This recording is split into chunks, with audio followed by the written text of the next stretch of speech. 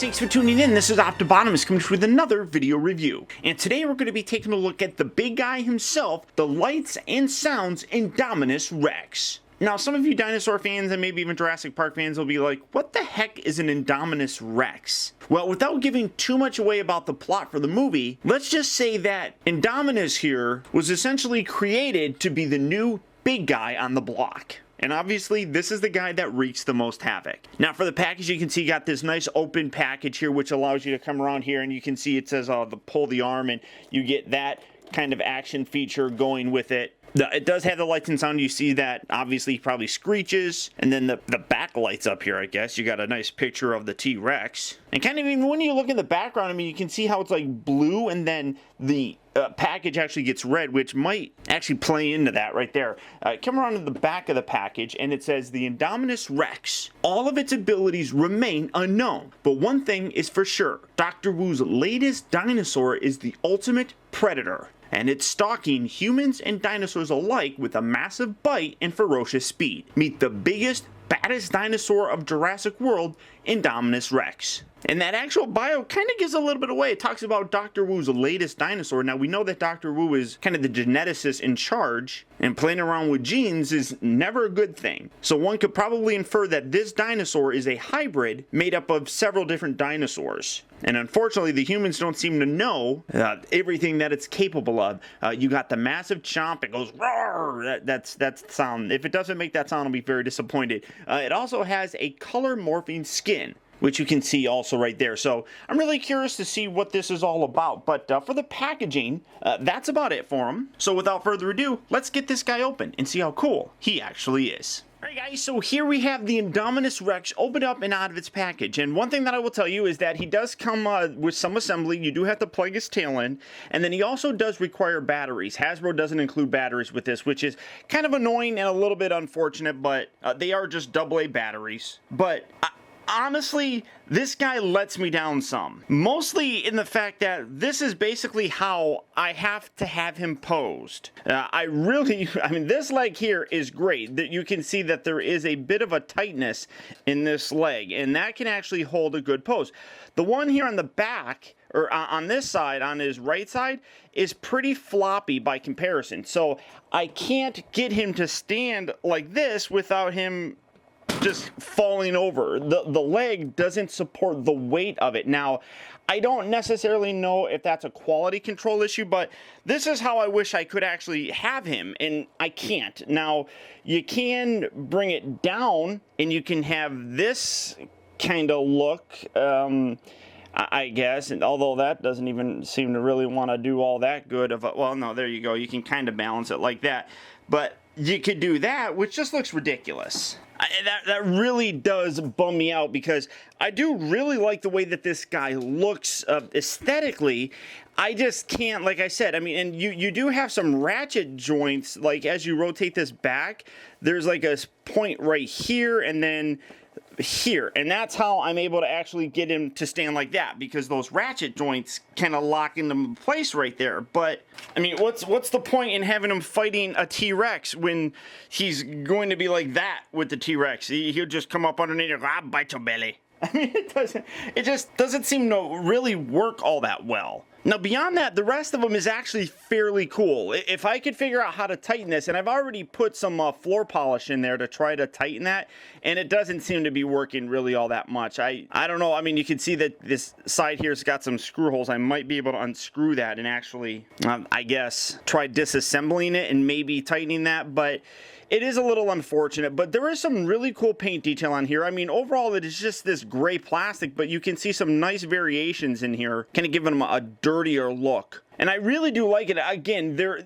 are rumors about what Indominus Rex is made up of in terms of genetic material, but I don't want to get into that because I don't want to spoil it. But you do see a lot of really cool elements on here, like with the various spines. You got the horns. Obviously, he's got much longer forearm, or I guess forearms. I mean, that's a forearm, but that's front arms. Really cool paint detail here. This whole top section is rubber. You can feel that there's a skeletal structure structure underneath it, but this is all a soft rubbery material, which is really cool. Now for his gimmick, like you could see with the articulation, the arms are articulated, I guess, but mostly in the need to facilitate the lights and sounds. So when you get the batteries in, they just go right underneath there. You can see this is the speaker port.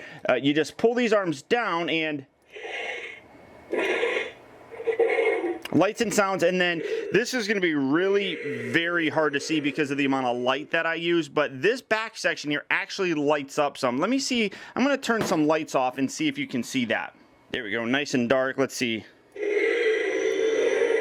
You can kind of see it. It comes out orangish at first, and then you can see that it actually changes color to this red bit, which is kind of cool. Let me try turning this back light off, see if you can get a more detailed look at the lights. All right, here we go. All my lights are off, and that's still a little bit hard to see, but you can see that it starts out here as this orange color, and then it slowly fades to this red, and it actually stays on for quite a while. But this entire back section right here is actually what lights up. When you look closely, there's actually a bit of plastic here that is different than the rest of the actual body, and actually some of the light comes through on the belly here as well, but again, kind of hard to see. So getting all my lights back on, I mean, it's definitely a cool thing, but you can see what I was talking about, how there's actually some different part of a plastic right there. You can kind of make that out. It kind of wraps around here. It's a little bit more translucent, but it actually fits very nicely in terms of the overall color of the rest of the body. You almost don't even notice that that's there. Unfortunately, in doing this though, you can see right here, it kind of pulls from the body, but you got the mouth opening, and I mean, that's a big, wide open gimmick right there. I really do like it. I mean, if this leg would be able to allow me to pose them like this, I would absolutely love this guy. I really would. I can't get this leg to position. Maybe if I wedge something in there, that's a possibility. And think some, I don't know, maybe that, I don't know, a little piece of paper or something like that to kind of wedge it in there. That might fix this. It's just, as it is right now, you gotta pose them like this, and it's just not very fun. So let me see what I have here. Let me try taking that little piece of, I don't know, the paper towel, I think it is, and just see if I can wedge that in there some. It might be kind of hard to do, but yeah, I mean, it's just like I said, it's unfortunate because I think that's a quality control issue. I don't necessarily think that it's actually a problem with the design per se. I'm just trying to wedge this up in there some, see if that helps a little. Actually, I think that does help a little bit. There we go. Yeah, see that, I mean, that's a much cooler look for this guy. I like that a whole lot more. I think that is a better obvious look for him if you can get him to actually stand something like this. I mean, that's the best way to display the guy. I mean, I don't ever see a dinosaur looking like he's reaching up like that unless, oh, see, now it's a little top heavy the other way.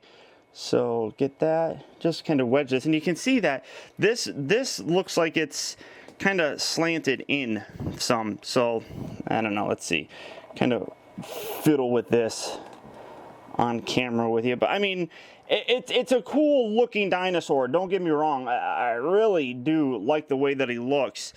I just wish that we could get a more proper display for him. That's a little bit better. I mean, it's just, without being able to display him like this, it's just not really all that fun. And you can see, I mean, this might actually solve it. I'll probably have to wedge some more in there or something like that to get that to work, but it is possible to kind of fix that, I guess. I mean, and like I said, it's really cool looking. I'm really excited to see what this dinosaur actually brings in terms of the film. And this being like the largest figure that they have available, in addition to the lights and sounds that it also features, at $35, I feel that it's, again, a fairly good value.